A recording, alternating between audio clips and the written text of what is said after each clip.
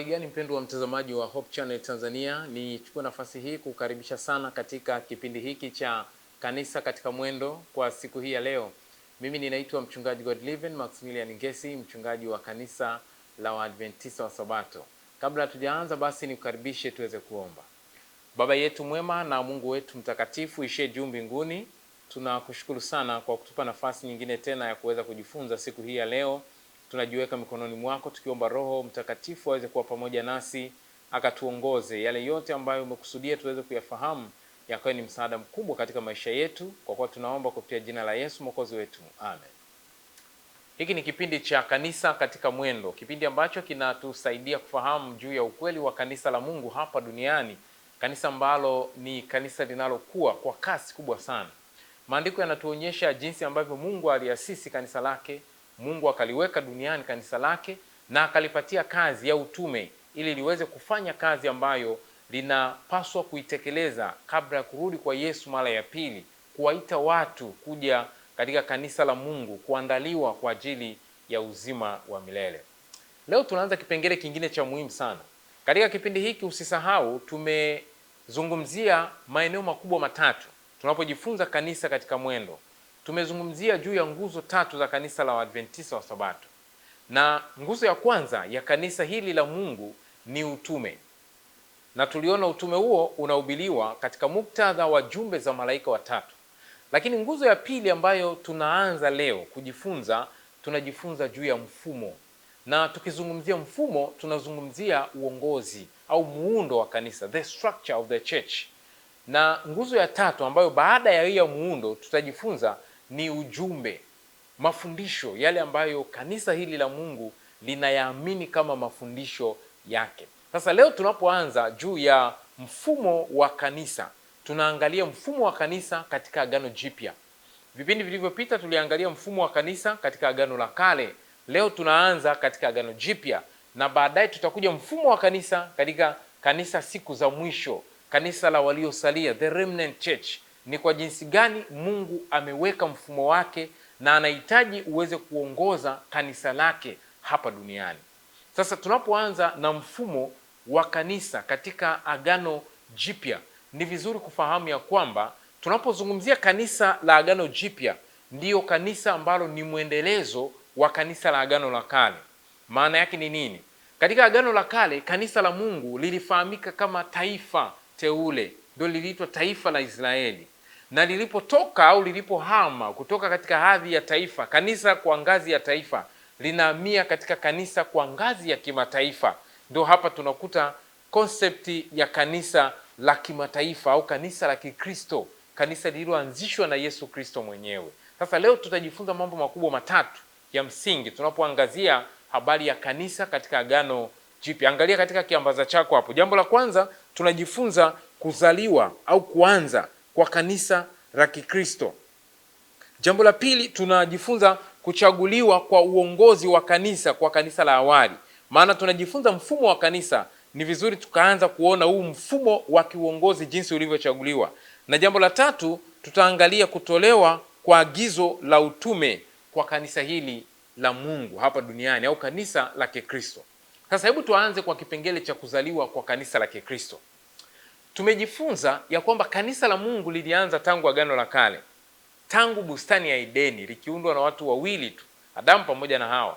Baadaye likaendelea, likahama kutoka katika familia, likaingia katika levo ya taifa, na kutoka katika levo au ngazi ya taifa linaingia katika ngazi ya kimataifa. Kwa hiyo katika Agano la Kale linapoisha, kanisa la Mungu la Agano la Kale, yani taifa la Israeli, ndio hapo wakati Yesu Kristo alizaliwa katika taifa teule hili ambalo ndio lilikuwa ni kanisa la Mungu, watu wa Mungu ambao wameitwa kwa ajili ya ibada, wameitwa kwa ajili ya kuyafunua mapenzi ya Mungu kwa wanadamu wengine. Yesu alizaliwa katika taifa hili la Israeli, na yeye alizaliwa katika ukoo wa Yuda, kwa ni uzao wa Yuda, ukoo wa kina Daudi, ndipo Yesu Kristo alipozaliwa. Yesu alipozaliwa hapa duniani alifanya kazi kubwa sana ya kuhakikisha anafundisha habari za ufalme wa Mungu, na aliwafundisha watu ukweli juu ya uwepo wa kanisa la Mungu. Alizungumza maneno haya katika kitabu kile cha Mathayo sura ya 16 mstari wa 18. Yesu Kristo anasema hivi, nami nakuambia wewe ndiwe Petro, na juu ya mwamba huu nitalijenga kanisa langu, wala milango ya kuzimu haitalishinda. Haya ni maneno ya Yesu Kristo. Anazungumza, anasema ya kwamba yeye ndiye jiwe lile ambalo kanisa limewekwa. Na hapa kuna mambo makubwa mawili ya msingi sana ambayo tunapaswa kuyafahamu. Jambo la kwanza, Yesu anasema juu ya mwamba huu nitalijenga kanisa. Kwa hiyo yeye ndiye mjenzi wa kanisa.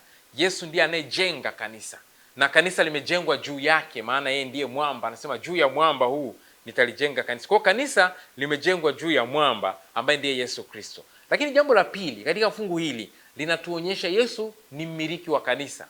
Anasema kanisa langu, my church. Kwa hiyo Yesu ni mmiliki wa kanisa. Hiyo tu itoshe kutuonyesha ya kwamba Yesu Kristo ni Mungu, maana kanisa linamilikiwa na Mungu. Kanisa ni mali ya Mungu, alimilikiwa na mwanadamu. Anasema nitalijenga kanisa langu. Hajasema nitalijenga kanisa la mtu fulani, ila anasema langu, my church. Kwa hiyo kanisa ni mali yake. Ndio maana yeye, tukiona katika vipindi vya hapo mbele, anafananishwa na kichwa katika kanisa. Kanisa ni mwili. Sasa baada ya kuona mambo haya makubwa mawili katika fungu hilo linatuonyesha ya kwamba kanisa la Kikristo limejengwa juu ya Kristo Yesu. Na Yesu alieleza vizuri limejengwa vipi. Labda tuangalie katika kitabu kile cha Yohana sura ya 2 mstari wa 19 mpaka 22. Biblia inasema hivi, Yesu akajibu akawaambia, livunjeni hekalu hili, nami katika siku 3 nitalisimamisha. Basi Wayahudi wakasema, hekalu hili lilijengwa katika muda wa miaka 46, nao utalisimamisha katika siku 3. Lakini yeye alinena habari ya hekalu la mwili wake. Basi alipofufuka katika wafu, wanafunzi wake wakakumbuka ya kuwa alisema hivi, wakaliamini lile andiko na lile neno alilolinena Yesu Kristo. Kwa hiyo Yesu Kristo alizungumza habari ya kulijenga kanisa lake kwa muda wa siku 3. Yesu anasema livunjeni hekalu hili, nami kwa siku 3 nitalisimamisha. Alikuwa anamaanisha nini? Mambo makubwa mawili. Yesu alikuwa anazungumzia habari ya kifo chake. Lakini jambo la pili, Yesu alikuwa anazungumzia habari ya ufufuo wake. Anaposema livunjeni hekalu hili, alikuwa anaongelea habari ya kifo chake. Kifo chake ambacho kilikuwa ni mbadala kwa ajili ya wanadamu. Lakini anasema ndani ya siku 3 nitaliinua, nitalisimamisha. Alikuwa anaongelea habari ya ufufuo wake. Kwa hiyo kanisa la Kikristo limejengwa katika Kristo Yesu ambaye ndiye mwamba. Anasema juu ya mwamba huu nitalijenga kanisa langu. Kwa hiyo kanisa la Kikristo limejengwa katika Kristo Yesu mwokozi wetu. Yeye ndiye jiwe kuu la pembeni ambapo kanisa limejengwa. Sasa hapa tunaona kanisa linaanzishwa la Kikristo kutoka katika kanisa la Israeli, wana wa Israeli, na hapo walikuwa ni Wayahudi, mahali ambapo Kristo Yesu alizaliwa. Yesu kutokea hapo anaanzisha kanisa lake. Unajua kifo cha Yesu kilikuwa kinahitimisha utume wa kanisa la Agano la Kale. Walishindwa kutimiza makusudi ya Mungu. Wayahudi walishindwa kufanya kile ambacho Mungu alikusudia wakifanye, yaani kufunua mapenzi yake kwa mataifa. Walishindwa kufanya hivyo. Kwa hivyo kifo cha Yesu kilikuwa kinahitimisha utume wao. Na sio tu kuhitimisha utume wao, ufufuo wa Yesu ulikuwa unazindua kanisa la Kikristo. Kwa hiyo alipofufuka na akatamka maneno yale yaliyoandikwa katika Yohana sura ya 11 mstari wa 25, anasema mimi ndimi huo ufufuo na uzima. Yesu alikuwa anazindua kanisa la Kikristo. Ndipo hapa sasa tunapata ukweli ya kwamba kanisa la Kikristo linaanza rasmi. Yesu akiwa ndiye jiwe kuu la pembeni. Kanisa lilikuwa limejengwa juu yake na kanisa la Kikristo linaanzia hapo. Kwa hiyo kanisa la Kikristo lilianzia hapo. Baada ya ufufuo wa Yesu Kristo, Yesu anazindua rasmi kanisa la Kikristo. Lakini kabla ya kifo chake, maandiko yanatuonyesha jinsi Yesu alivyokuwa akiwaweka sawa wale wanafunzi wake 12. Na alipokuwa akiwaweka sawa, anapoanzisha sasa kanisa lake, hapo ndipo alipokuwa akiweka mfumo wa kiuongozi wa kanisa. na naomba ufuatilie vizuri, kwa sababu hapa ndipo tunaanza kujifunza juu ya mfumo wa kiuongozi ndani ya kanisa la Mungu, yaani kanisa la Kikristo. Ni mfumo gani ambao Yesu aliuanzisha na kwa jinsi gani ameuweka unapaswa kutenda kazi katika kanisa la Kikristo. Hatua ya kwanza kabisa tunaiona katika kitabu kile cha Marko sura ile ya 3 mstari wa 13 mpaka 19. Neno la Mungu linasema hivi: akapanda mlimani, akawaita aliowataka mwenyewe, wakamwendea. Akaweka watu 12 wapate kuwa pamoja naye, na kwamba awatume kuhubiri, tena wawe na amri ya kutoa pepo.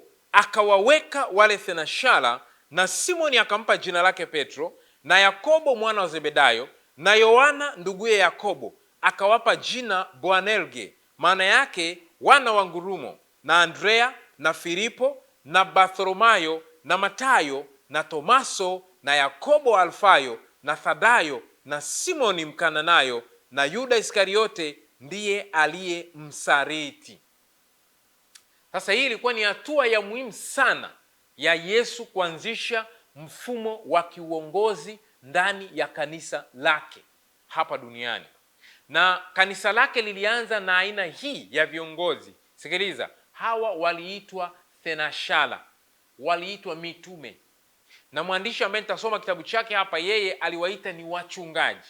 Kwa hiyo mfumo wa kiuongozi katika kanisa la Mungu umeanza na mitume, umeanza na thenashara, umeanza na wachungaji. Hawa ndio walikuwa viongozi wa kwanza kabisa ndani ya kanisa la Mungu hapa duniani. Na kuna mambo matatu katika fungu hilo ambalo tumelisoma. Jambo la kwanza, angalia katika kiambaza chako hapo. Jambo la kwanza ni kuita, aliwaita. Jambo la pili ni kuweka, anasema akawaweka, kwa Kiingereza anasema he ordained. Na jambo la tatu ni kuwatuma, wakatumwa, they were commissioned.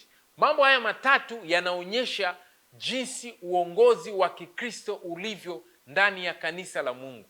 Kwanza ni wito, lakini mbili, lazima Mungu akuweke, akusimike, na jambo la tatu ni kupewa mission, kupewa kazi ya kufanya. Na hapa walipewa kazi kubwa, anasema kwanza wapate kuwa pamoja naye, alafu awatume kuhubiri.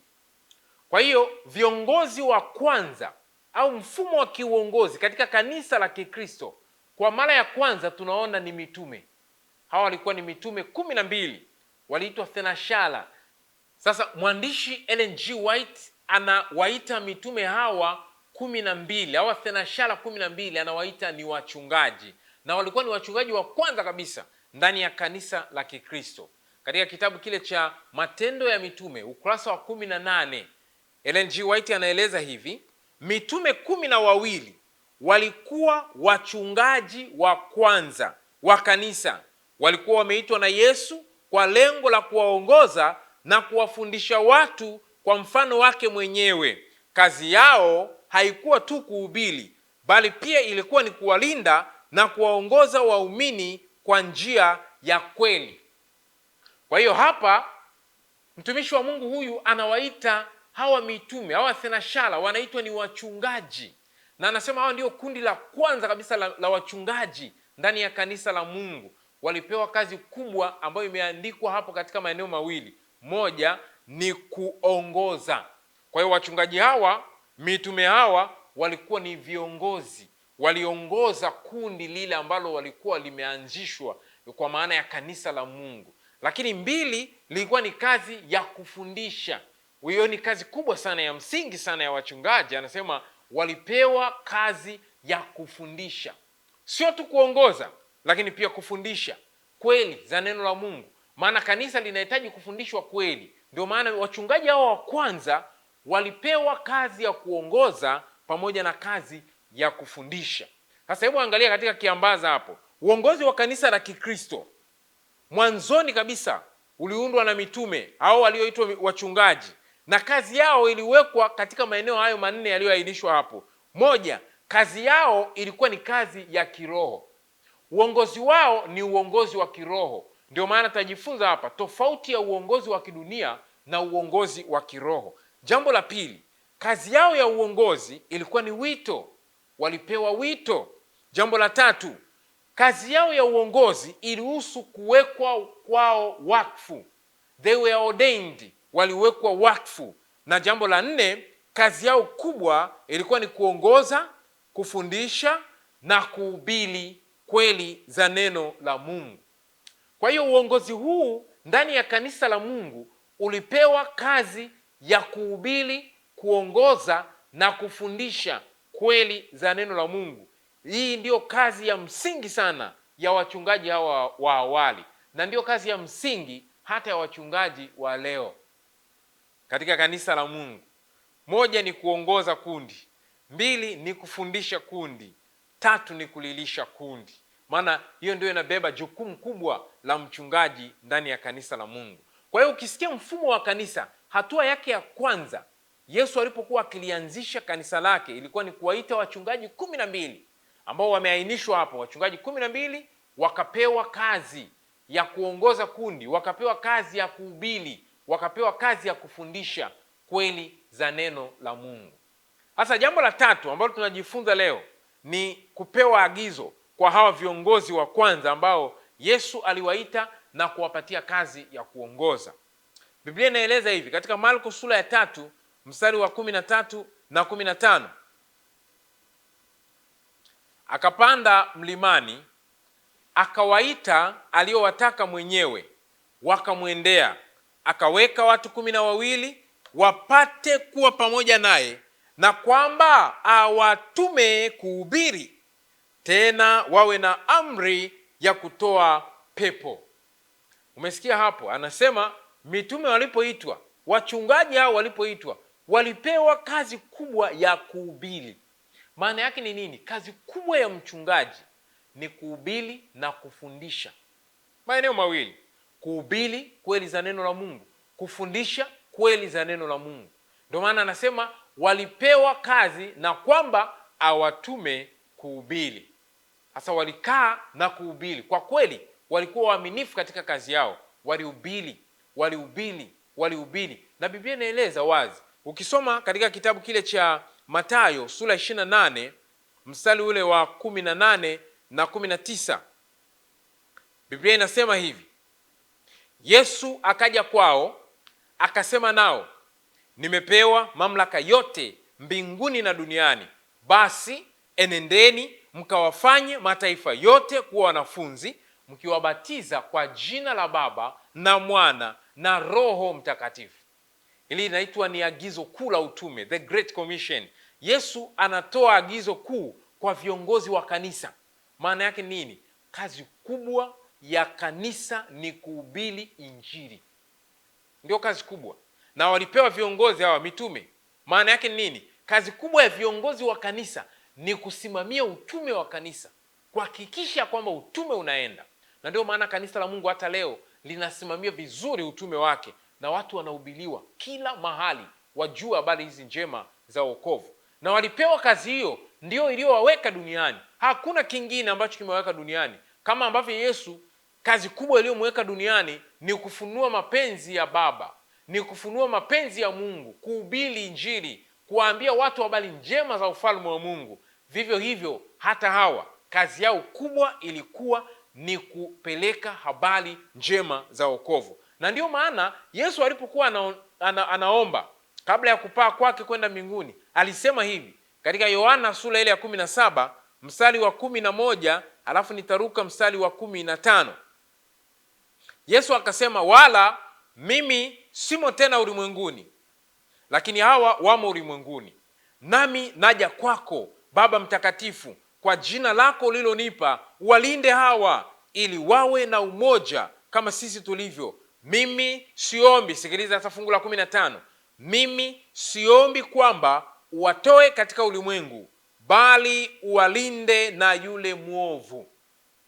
Yesu anaomba kwa Baba, anasema mimi ninakuja kwako Baba, na hawa wanabaki ulimwenguni, na ninaomba uwalinde. Siombi uwatoe ulimwenguni, maana nina kazi nao.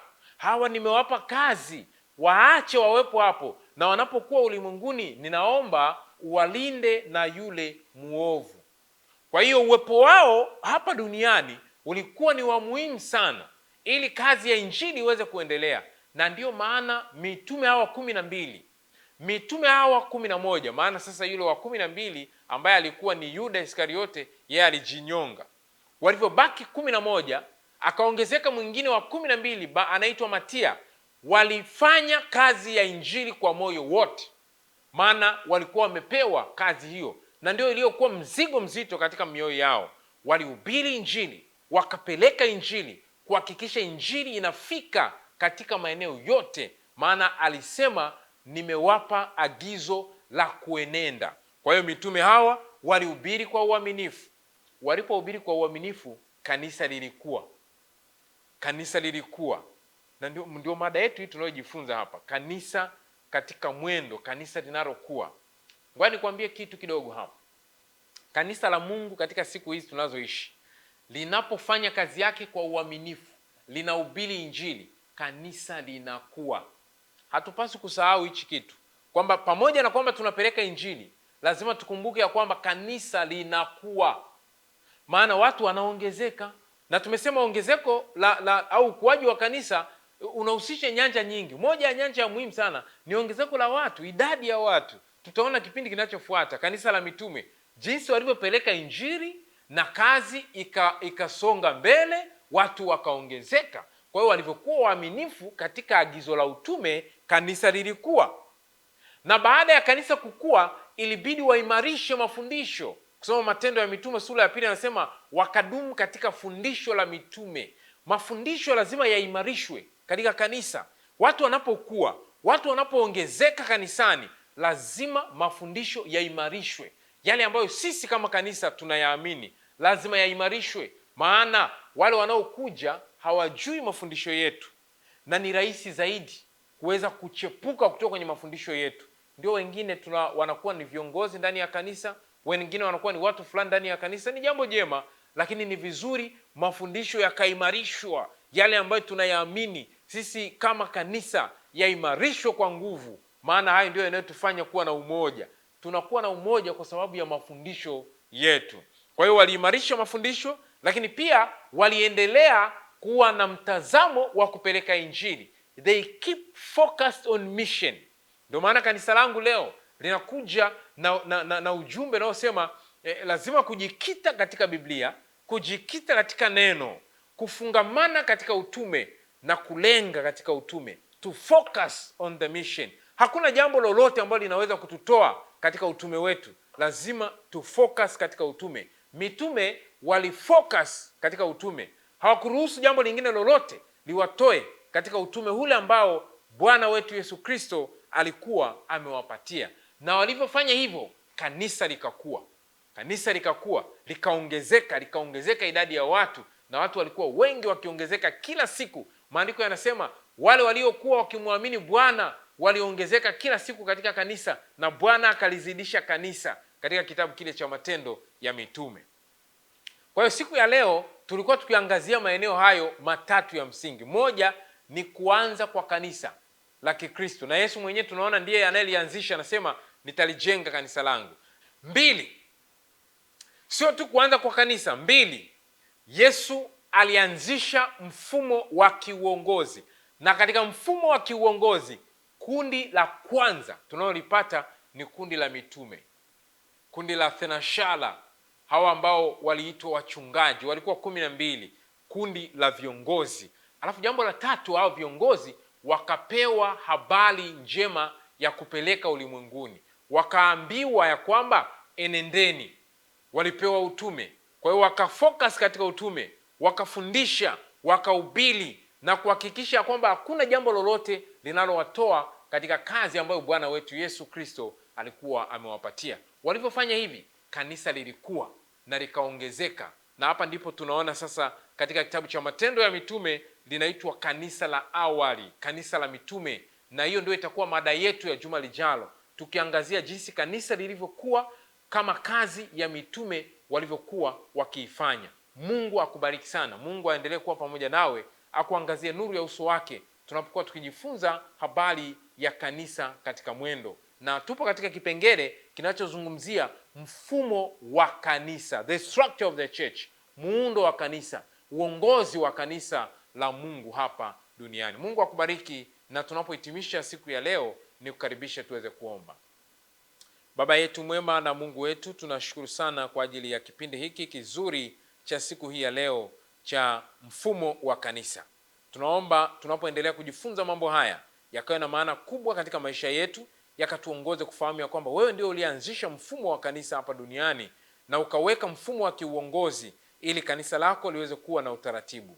Neema yako ikadumu kuwa pamoja nasi, kwa kuwa tunaomba kupitia jina la Yesu Mwokozi wetu. Amen.